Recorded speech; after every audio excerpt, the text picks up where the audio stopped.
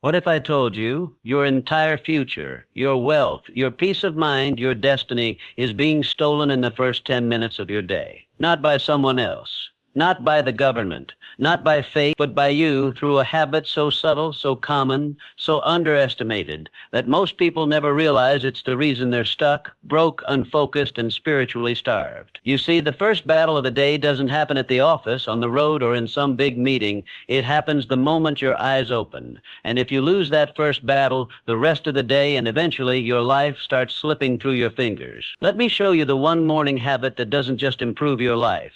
It rebuilds it. The first hour after waking is not ordinary time. It is sacred ground. It determines whether your day becomes an intentional act of creation or just another accidental cycle of reaction. What most people don't realize is that their entire internal operating system is most malleable during that first hour. The subconscious mind is wide open, unguarded, listening, absorbing. It hasn't yet been hijacked by demands, distractions, or obligation. This is why the first battle of your day is so crucial, because it's not just a battle of action, it's a battle of identity. And every battle begins in the mind. If the first thing you do when you wake up is surrender your attention to your phone, to notifications, to someone else's agenda, you've already given away the most valuable currency you have: control. Control over your energy, control over your clarity, control over your direction. Winning the first hour requires discipline, but not complexity.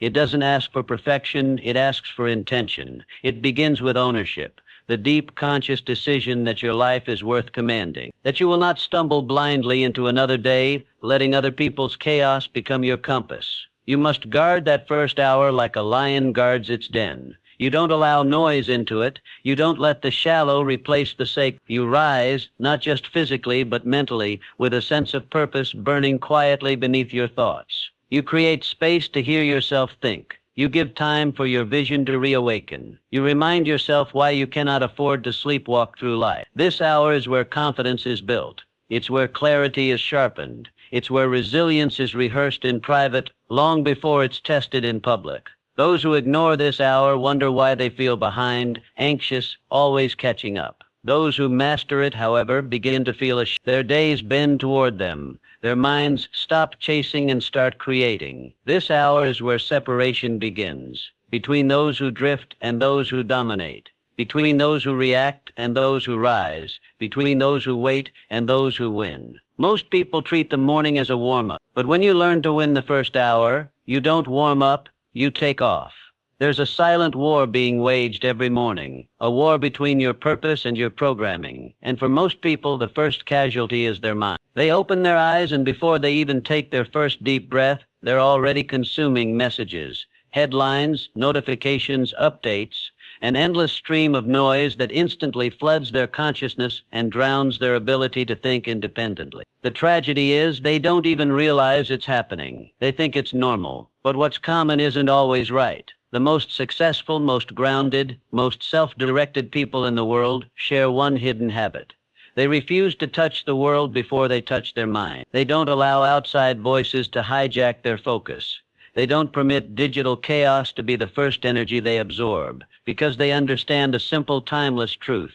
The first influence you allow into your mind in the morning becomes the architect of your decisions for the rest of the day. When you wake up and instantly reach for your phone, you are outsourcing your awareness to randomness. You're saying, tell me what matters, tell me what to feel, tell me what I should react to. And by doing that, you become a puppet to the external, a victim of someone else's priority. You start reacting before you've even taken a moment to remember who you are and why you're here. But when you touch your mind first, when you create a few quiet, focused moments just for yourself, you are reclaiming the throne. You are saying, I will lead my thoughts today. I will shape my state. I will build my emotional and mental foundation before I let the world inside. This isn't about technology. It's about authority. Who has it? Who sets the tone? Is it you or the outside world? Is your thinking driven by intention or interruption? If the first thing you consume is noise, don't be surprised when your entire day feels scattered. But if the first thing you experience is stillness,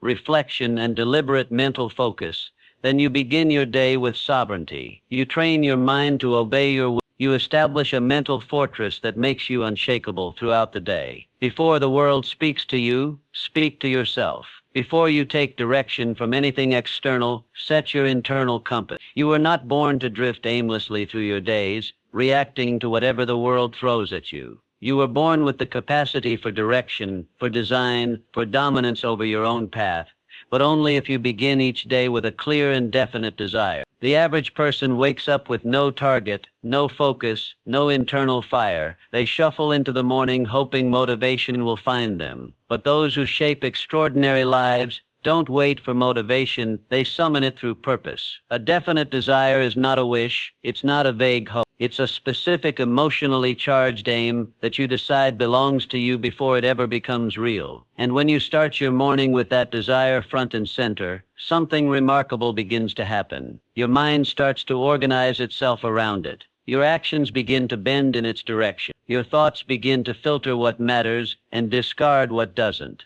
The morning is the mind's most impressionable time. That's why a desire left unspoken is a weapon left unloaded. You must write it, speak it, visualize it. Build a relationship with it so intense that the world can't talk you out of it. When you repeatedly expose your subconscious to your desire, you create internal pressure, creative pressure, that forces your mind to solve problems, notice opportunities, and reject distractions that don't align with that aim. People who fail to declare their desire drift into tasks that don't matter, conversations that drain them, and habits that destroy their edge. But those with clarity of desire carry themselves differently.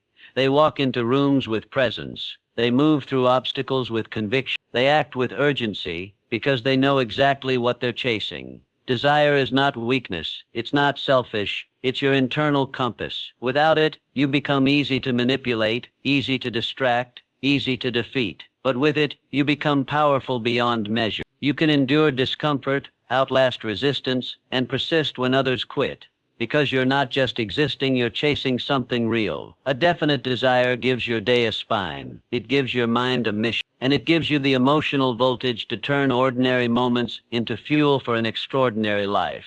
Declare it every morning. Let it live in your voice, your posture, your focus. Let it pull you forward before the day pulls you apart. Before your body takes a single step, your mind must take command. Most people wake up and instantly launch into movement, making coffee, rushing through routines, answering emails without ever checking in with the most powerful force they have, their own thoughts. But motion without intention is just noise. Activity without clarity is just chaos wearing a mask of productivity. The most successful people don't begin the day by moving faster. They begin by thinking deeper. They build stillness into their mornings not as a ritual, but as a requirement. Because they know that if they don't anchor their mind before the storm of the day hits, they'll be tossed around by every distraction, emotion, and demand that comes their way. Mental stillness is not about doing nothing. It's about doing the most important thing, listening. Listening to the quiet voice inside that tells you what actually matters. Listening to the truth that often gets drowned in noise. Listening long enough to remember that you are not your stress, not your to-do list, not your obligations. You are a creator, a builder, a force. And stillness is how you remember your power. When you sit with your thoughts before the world speaks to you, you start the day from a place of power instead of panic. You reconnect with your vision. You scan your inner world for alignment. You choose how you want to feel instead of letting circumstances choose for you. This is how you take back authority over your life. You stop living in reaction. You stop chasing validation. You stop running from moment to moment, hoping clarity will meet you somewhere down the road. Clarity isn't something you find by accident. It's something you cultivate by habit, and it begins in stillness. In those early moments before the world invades your head, you have a rare and precious opportunity to shape your thoughts before they shape you. When you skip this step, you start solving the wrong problems. You give energy to things that don't deserve your attention. You start chasing what looks urgent instead of what is important. But when you slow down, sit still, and face your mind, you begin to lead yourself. You begin to carry peace into your day like armor. You begin to hear the difference between noise and necessity. Every morning you wake up, you are standing at a crossroads between who you've been and who you're becoming. The world will try to pull you back into your history, into your patterns, your self-doubt, your fears dressed up as realism. But you have a choice that most never realize. You can begin each day by speaking directly to the future version of yourself. The one you're building, the one that holds your highest potential. Most people spend their mornings reinforcing their limitations. They remind themselves of their past failures, their flaws, their insecurities. They wake up and immediately rehearse defeat in their minds. But the few who rise with intention, who look themselves in the mirror and declare who they intend to become, are the ones who break the cycle and create lives that others call impossible. When you speak to the person you're becoming, you reprogram your mind to obey your vision. You give your brain new orders, and your subconscious begins to rearrange your behavior to match that identity. This isn't delusion, it's construction, it's leadership. Your self-image is the thermostat for your actions, and if you don't raise it with bold declarations, it will default to the temperature of your past. You must speak with strength, with precision, and with belief. Not vague affirmations, not empty hype, but powerful language that reminds you of who you must be today to reach what you want tomorrow. You don't wait until you feel like that person. You speak it until you become it. You tell yourself, this is how I think now, this is how I move, this is what I no longer tolerate. This is what I do, regardless of how I feel. Identity is not discovered, it is constructed. And construction requires daily repetition. You don't rise to the level of your goals, you fall to the strength of your identity. So each morning, before the world tries to define you, you define yourself. You replace hesitation with certainty. You replace fear with commitment. You replace the language of excuses with the language of power. And over time, the gap between who you are and who you're becoming begins to close. You walk differently. You think differently. You attract differently. Because you're no longer acting like the person you were. You're leading like the person you were born to be. The morning is your strongest hour, not because of what's happening around you, but because of what hasn't happened yet. Before the world floods your mind with distractions, before responsibility starts shouting for your attention, there's a brief window where your focus is pure, your energy is high, and your willpower is untested. This is the moment to strike, not with routine tasks, not with busy work, but with the one move that actually matters. The bold action, the uncomfortable project, the thing you've been avoiding but know will move your life forward. Most people waste this window. They ease into the day with comfort, with softness, with habits that keep them right where they are. But those who achieve extraordinary results know one truth.